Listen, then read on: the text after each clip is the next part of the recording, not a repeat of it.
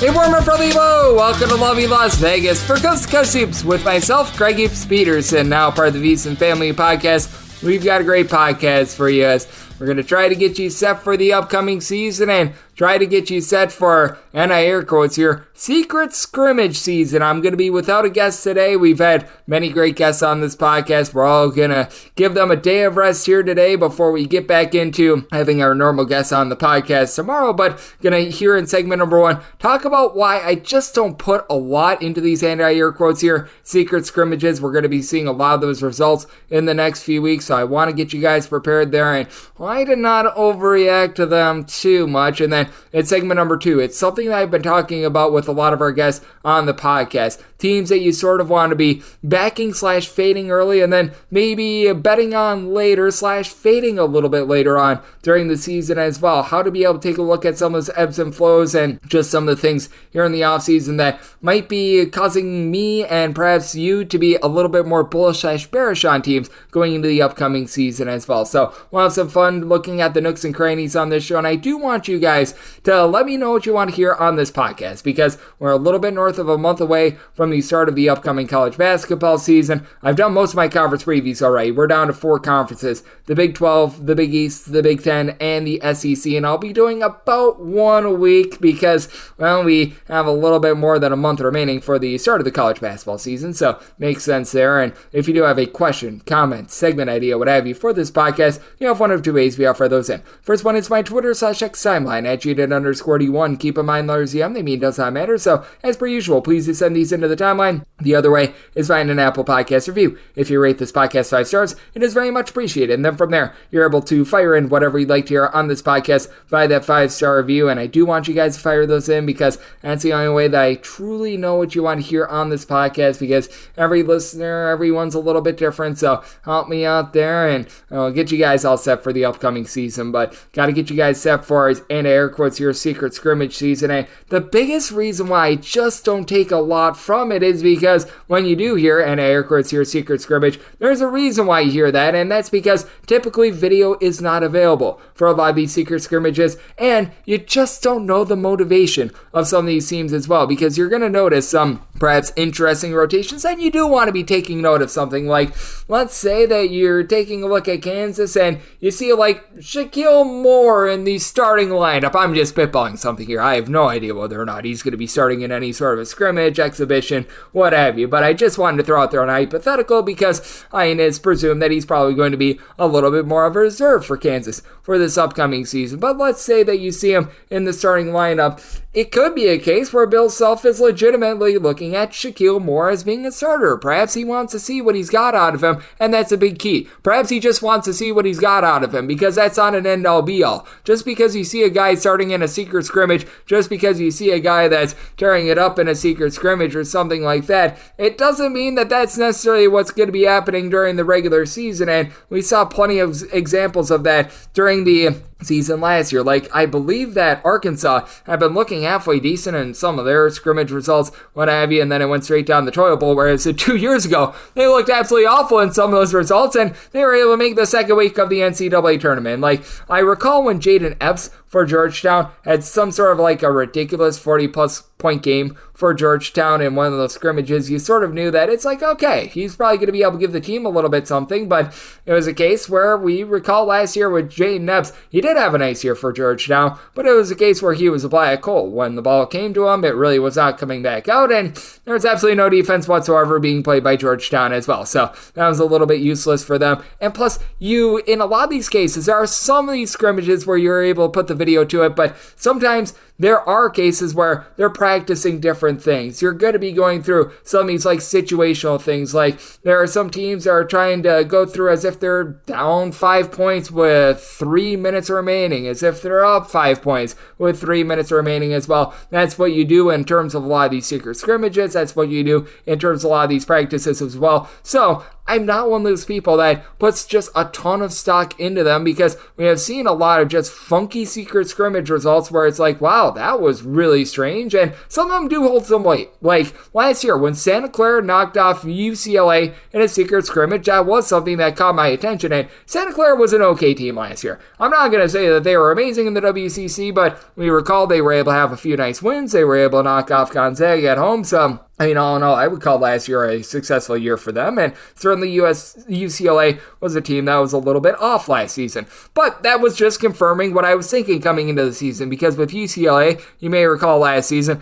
they just completely avoided the transfer portal. They went with a whole bunch of international guys. It was something that I didn't think was going to be a good blend. It was not a good blend. UCLA, they went straight down the toilet bowl last year, and go figure, they hit the transfer portal this year. So there are some things that they do confirm what you're thinking, and then you do want to look for some of the things that just have you on red alert. Like, I still remember 2 years ago for Pepperdine, they were playing against, this was not so much a secret scrimmage, but it was rather an exhibition game against Point Loma. It looked like they were playing all their top flight starters and everything like that. They got completely blown off the floor by Point Loma, which I will give a little bit of credit to Point Loma, a nice Division II university. I'm not here to throw shade at Point Loma, but if you're Pepperdine, you should not be losing by 20 plus points on your home floor to a Division II school, and that's something that made me sit there and say, well, this might not be a great year for a guy in Lorenzo Romar, who I never thought the world of as a coach. Great recruiter, not such a great X's and O's coach, and it certainly was the case there. And then vice versa, when you take a look at some of these results as well, sometimes they mean absolutely nothing. I still remember there was a year where Syracuse made the Final Four in Lemoyne, who at the time was at the Division II level. They have since made it to the Division I level, and if you bet on them last season at home, they were actually able to make you some nice coin out there in the NEC, but they had lost an exhibition matchup to Lemoyne, and I believe that season they made the Final Four. So I would say don't put all of your eggs in the basket there. What you do want to be taking a look at is some of these rotations, and not necessarily as an end-all be-all, but just be taking some notes. If you see a little bit of a funky starting lineup, be just checking in with some of these beat reporters saying, okay, are we seeing this a little bit more in practice as well? Might this be something that we see during the actual game? I think that that's the biggest thing. It's much like these international tours as well. Like Louisville looked absolutely amazing during their international tour. Just because they had an amazing international tour does not mean that they're going to be absolutely tearing it up this year. Like I still remember last year, and I think that many of you guys might be recalling this as well. Kentucky looked great when they were going up against those like Canadian teams in their international tour. With that, get them a nice hearty exit from the NCAA tournament against a 14 seed in Oakland, and a guy by the name of Jack Golke just went bombs away from 3-point range. So I do think that that is very important to be doing. So hopefully it gets you a little bit prepared for secret scrimmage season, and I tried to go through as much as possible. So again, if there's something that was a stone that was a little bit left unturned, if there's something that you want me to dive in on, please do fire in those Twitter questions over on my X feed, whatever they want to call it, at @GUnit_81, so that way I can clarify a little bit further on this podcast and get you guys exactly what you need for the upcoming season. But coming next, do want to be diving in a little bit on some of these teams I want to be backing, why you don't want to be necessarily taking a look at what you saw last, and at the same time, some of these teams that might be hiding a little bit in plain sight. That is up next, right here on Coast to Coast Hoops with myself, Greg Peterson, now a part of the Beeson Family Podcast.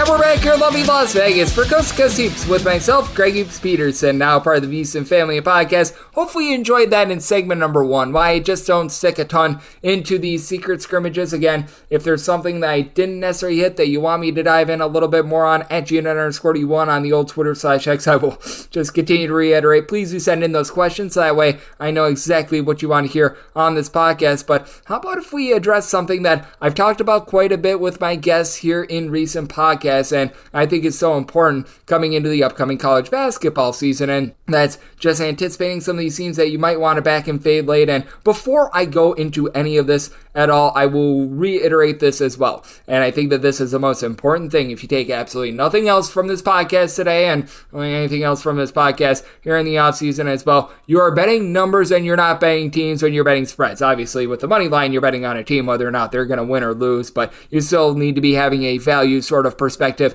there as well. And there could be a team that you're very bearish on. You're thinking, man, I am going to fade the tar out of this team this season. But sometimes the bookmakers are even lower on them than you are. Like, that happens to me every single year. There's like 5 teams out there where I come into the season thinking, man, this team is not going to be very good. I anticipate being able to fade them and making a whole bunch of money off of them. But the bookmakers are even lower on them. And it's like, well, that's great. I thought I was going to be able to fade them as like a 5-point favorite. Instead, they're an underdog in this game. So there is always those sorts of things. So always keep that in mind. Even though you might have a little bit of a plan in mind as to how you're going to be backing / fading a team, if the bookmakers are not willing to oblige, sometimes you need to abort ship on that. But when it comes to coming into an upcoming college basketball season, something that I know that we've talked about with Justin Berry, who's going to be joining the show in the next few days as well, is taking a look at what you saw last in the NCAA tournament, in these conference tournaments, what have you, and just trying to make sure that you don't fall in the vector of putting too much into a small sample size. Like that happened last year when Florida Atlantic was able to make the Final Four, and legitimately, Florida Atlantic during that entire 2022-23 season, it's not like it was just that Final Four run for them. They were one of your most profitable teams in all of college basketball. They were very rock solid, but people found out about them because they made that Final Four run where I've been very critical of Memphis here in the offseason, but if they get that timeout called in that round of 64 game against Florida Atlantic, who in the heck knows how different Memphis is looking right now? Who in the heck knows how different Florida Atlantic's looking right now? Heck, they might still have Dusty May as their head coach if that timeout actually gets awarded to Memphis. So, I mean, it's very interesting how one call can sometimes make the world of difference for an entire program, how it changes the fortunes of so many that are involved. But I do think that just taking a look at what we saw last and fading a little bit of that is so important. Like Miami 2 years ago, they were able to make that run to the Final Four, and they were second worst in the ACC this past season. But there are some teams that get hot towards back half of the season that perhaps because they're not being looked at in the highest of regard, you might be able to back. Like I look at Temple. They're a team that I've been talking about recently on the podcast as I did my American Conference preview a few days ago. They started out absolutely awful last season. I believe that they started 8-17, and then they went 8-3 in their last 11 games. They had the memorable gambling scandal, and that pretty much clears out all that they were able to do late. Like, not a lot of people are thinking, oh, Temple was able to emerge. They were able to make the American Conference Championship game after being very sorry towards the beginning part of the season. All they're thinking about is, oh yeah, remember that game against UAB where there was a gambling scandal? That's what they're thinking about with Temple right now, and they're a team that I think provides a lot of value, bringing in Jamal Mashburn Jr., being able to bring in Lynn Greer. I love the way that they've revamped that backcourt, and they have a second-year coach at Adam Fisher that it feels like he's finally got sort of the blend of guys that he wants, and that is so big as well, because a lot of people are going to look at Missouri going winless in the SEC last season, and they're going to think, oh gosh, that 1 year that they had under Dennis Gates in season number 1, that was a little bit of a flash in the pan. Feels like they did a nice job being able to look themselves in the mirror, and they brought in a few different guys as well, and I do think that from 1 year to the next, it's very hard to have consistency. Like what we've seen out of Pacific 2 out of the last 3 years being the worst team in all of college basketball against the spread, that is a massive, and I mean massive, outlier. That is not necessarily the norm. You're going to find a lot of teams that are profitable from 1 year, they're going to be unprofitable the next year. The teams that can be consistently profitable, like we saw Darren DeVries over at Drake be profitable year in and year out. I think they had like one down year, but I mean, those are the sorts of coaches that you really want to be taking note of, because that's something that just doesn't happen very often in college basketball, because after a team gets undervalued 1 year, typically they get a little bit overvalued the next. But I do think that where you want to be looking is at these teams that perhaps surged a little bit more during the, shall we say, non-NCAA tournaments. Like I was just talking about Temple a second ago. A team that I'm bullish on this year is Cincinnati, a Cincinnati team that they made a nice bonsai charge in the NIT. And I do think that there is something to these teams that don't make the NCAA tournament, but they continue to play basketball, they're able to gain some extra chemistry, and they make a deep run in, whether that be the NIT, the CBI, the CIT. Hopefully they can one day bring back the Vegas 16, which turned out to be the Vegas 8, which Steve Forbes, the lone champion of that tournament, I believe. So that was a very interesting one-off tournament, but I think that there is something to that. These guys that they say on campus, like Jizzle James is someone that I'm buying stock in for Cincinnati. He, in his first, we're going to call it 22 games of the season, was averaging in the neighborhood about 6-7 points per contest. Wasn't doing a bad job by any stretch of the imagination, but wasn't getting a lot of minutes. He was able to get a few minutes towards back half of the season. Last 15 games, puts up 11.5 points per contest, has shown that maybe he's not the world's greatest three-point shooter, but a guy that I liked what I saw from him in the back half of the season, was able to have some nice performances in the NIT, in the conference tournament, and that's a guy that you want to be taking a look at in a little bit of higher regard. And there are certain teams that they're going to be able to come out and they're going to be able to provide a lot of value early, but they might not be providing quite a bit as much value late. And I take a look at these teams that are very much like made up of 4th and 5th year guys because they've got an extremely high floor. I take a look at a team like from last year, not so much this year, but last year, Northern Iowa just had a bunch of old dudes in general. Like everyone on that roster, I felt like was a 4th year player, a 5th year player. I think that they might have had a guy playing in year number 6. You had like the Van Wilders of college basketball. And that was a team that I was sitting there thinking, man, early on in the season, they might be able to provide a little bit of value, and then they might fade into the abyss a little bit more late because they're a well put together team. They've got a lot of chemistry, and go figure, Northern Iowa last year, if you're looking at their against the spread record, they went 16-16 approximately in conference games. They went 10-12 against the spread. Meanwhile, in non-conference games, they were able to go 6-4 against the spread. So it's not like you made like a gob ton of money or anything like that looking at them, but a team in Southern Illinois who was a little bit cut from the same cloth. They were a team that was 8-1-1 against the spread in non-conference games, and then they went a little bit more down the toilet bowl in conference play. Those are the sorts of things that you want to be taking a look at. And when it comes to this day and age in the transfer portal as well, it does take a little bit of time for a team to be able to mesh. Like, I've talked quite a bit on this podcast about Louisville. Louisville, I think, has done an absolutely amazing job with the way that they've been able to bring in talent. I think the world of Pat Kelsey, what he's been able to do in terms of taking this job, being able to lure in a lot of great players. But for Louisville, if you expect them to be night number one, the team that they're going to be in late February, early March, that's just not going to be the case. We've got the famous example of Arkansas, year in and year out. They would always be very sorry in non-conference play. They would always drop that game, like I still remember a few years ago when they dropped that game against Hofstra, where you're just sitting there like, what the heck is going on here? They would always have a tough time covering a lot of those games. And then lo and behold, Sands last year, where last year it just felt like Eric Musselman did not have the right blend of guys in general. They would always be able to emerge. They would be able to come on late. Those are the sorts of teams that you want to be taking a look at in terms of a little bit of a late surge. I always think the trickiest teams, in my opinion, are always a freshman. And when it comes to freshmen, it's a case where I've tried to ask as many guests as humanly possible, but that's the hardest things to be able to quantify. And those are the teams that maybe you want to tread a little bit more lightly on, not necessarily being like, oh, we're going to fade this team of freshmen or anything like that, or back this team of freshmen or anything like that, just because they have the most unknown. At the very least with transfers, you can see, oh, player X, he was averaging 10 points per game over at James Madison. He was averaging 5 points and 5 rebounds at Washington. You're able to throw out there some numbers, and it's comparable, and you're able to see, all right, he plays a little bit better in an up-tempo system. Now he's going to a little bit of a slower system that might not necessarily suit him the world's greatest. When it comes to high school, you're just throwing something at the wall and hope it sticks. Like, I do look quite a bit at 247 Sports on 3, and I do my best there, and I try to talk to as many analysts as humanly possible that they're able to see these guys up close and in person. But I mean, that's always one of the more difficult things to be able to do. I feel like junior college transfers have actually become a little bit easier because we saw with UAB last year. UAB brought in a whole bunch of junior college transfers. They were able to provide you a whole lot of value in the back half of the season, but someone like a Alejandro Vasquez, don't call his name, he was a guy that began his career over at St. Bonaventure. You've got quite a few of these guys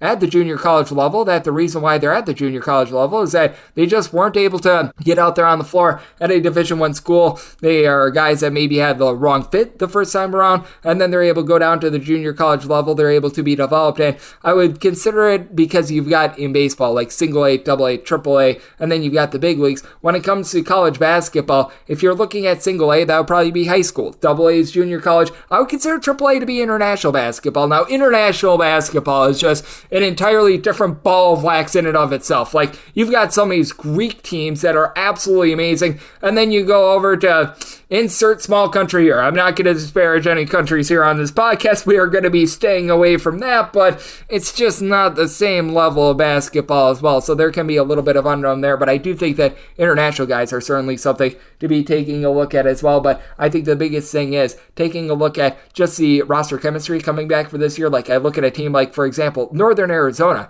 is returning north of 90% of their scoring. That's a team that I think is going to sneak up quite a bit on these teams in non-conference play, but then perhaps in conference play, after they cover some spreads, people feel very bullish about them, then they lose their value a little bit. Like you get a few teams every year, like Stony Brook was that team last year. They had the best against the spread record in all of college basketball that they're able to withhold, they're able to keep it going, and they just provide value all throughout the entirety of the season. But those are exceptions. Those are not necessarily the norms. But the norm of this podcast is giving you a show every single day. Hopefully I was able to answer some questions that you had coming into the upcoming season as well. If there's something that you want me to clarify a little bit more from today's podcast on a future podcast, if you've got just an entirely different topic that you want me to dive in on, just any questions, comments, segment ideas, what have you for this podcast, you have one of two ways we have for those in. First one is my Twitter/X timeline at @GNet_D1. Keep in mind, letters EM, they mean does not matter, so as per usual, please send these into the timeline. And the other way, that's fine, an Apple Podcast review. If you rate this podcast 5 stars,